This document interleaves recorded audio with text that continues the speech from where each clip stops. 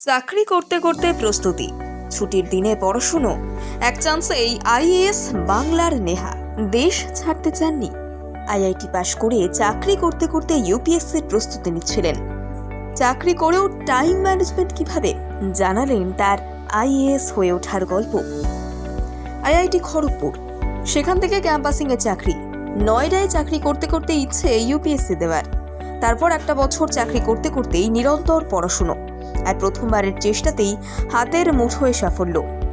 শুধু তাই নয়, সর্বভারতীয় ক্ষেত্রে 20তম স্থান। একেবারে বাস্তবে এই ঘটনা প্রায় রূপকথার মতো শোনালো কি? বেসরকারি সংস্থায় চাকরি করতে করতে কিভাবে পড়াশুনো, একটা বারের চেষ্টাতেই কিভাবে সাফল্য, কোন মন্ত্রে এতটা কঠিন পরীক্ষায় এত ভালো ফল? এই সব প্রশ্ন পড়ুয়াদের মনে জাগতেই পারে। যারা এখন প্রস্তুতি নিচ্ছেন তাদের মনেও জাগতে পারে। তাদের সবার জন্য নিজের প্রস্তুতির কথা একান্ত আলাপচারিতায় তুলে ধরলেন তিনি, আইএএস নেহা বন্দ্যোপাধ্যায়। এখন বাঁকুড়ায় খাতড়ায় মহকুমা শাসকের দায়িত্বে রয়েছেন তিনি। আদতে যাদবপুরের বাসিন্দা। প্রথমে কার্মেল গার্লস, তারপর সাউথ পয়েন্ট হাই স্কুলে পড়াশুনো। তারপরে আইআইটি প্রবেশিকা দিয়ে আইআইটি খড়গপুরে শুরু ইঞ্জিনিয়ারিং এর পাঠ। 2014 থেকে 2018 সাল পর্যন্ত পড়াশুনো। তারপর ক্যাম্পাসিংয়ে চাকরি। সেই সূত্রেই যেতে হয়েছিল নয়ডাতে। তার আগেই তার মাথায় এসেছিল ইউপিএসসি পরীক্ষায় বসার কথা। তার মধ্যেই ওই চাকরিতে যোগদান।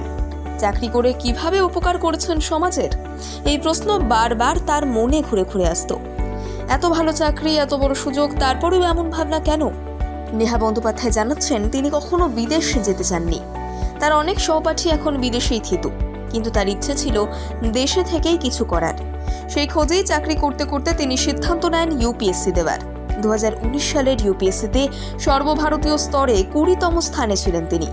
তারপর ট্রেনিং শেষে এখন বাঁকুড়ার খাতড়ার এসডিও পদে রয়েছেন। চাকরি করতে করতে এত বড় পরীক্ষার প্রস্তুতি কিভাবে করলেন? আইএএস নেহা জানাচ্ছেন, প্রতিদিন সকাল 7টা থেকে 9টা পর্যন্ত পড়াশুনো করতেন। অফিস যাওয়ার আগে ওই সময়টা তিনি রোজ পড়তেন। আর 2 দিন ছুটি থাকতো, সেই দিনগুলি এক নাগাড়ে চলতো পড়াশুনো। এক দিন অন্তত 12 থেকে 13 ঘন্টা করে প্রস্তুতি। তাছাড়া ব্যবহার করতেন অফিসে যাতায়াতের সময়টাও। প্রস্তুতির কথা বলতে গিয়ে তিনি জানান, পড়াশোনার মধ্যে অনেকটাই তিনি ডিজিটাল মাধ্যমে সেরেছেন। মোবাইলে খবরের কাগজ পড়া থেকে বিভিন্ন বই পড়া, ক্লাস করা, সবই ছিল ডিজিটাল মাধ্যমে। দিনভর অফিসের কাজে পরিশ্রম, তার পাশাপাশি ইউপিএসসি পরীক্ষার প্রস্তুতি।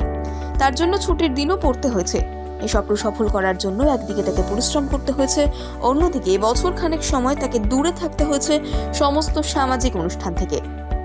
তার মতে, প্রতিদিন ভালো কোনো খবরের কাগজ পড়লে বৌদ্ধিক উন্নতি হয়, তাই সেই অভ্যাস রাখতে হবে। পাশাপাশি খবরের চ্যানেলের ভালো কোনো ডিবেট শোনা কিংবা কোনো তর্ক সভায় বক্তাদের বক্তব্য শোনা, এই সব কিছুই প্রস্তুতির গুরুত্বপূর্ণ অঙ্গ। এগুলি বিশ্লেষণধর্মী ভাবনা তৈরির সহায়ক। চ্যালেঞ্জ যাই থাকুক, নিয়মানুবর্তিতা, অক্লান্ত পরিশ্রম স্বপ্ন সফল করবেই। যারা পড়ুয়া বা যারা প্রস্তুতি নিচ্ছেন, তাদের জন্য আশার আলো হতেই পারে আইএএস নেহা বন্দ্যোপাধ্যায়ের সাফল্য।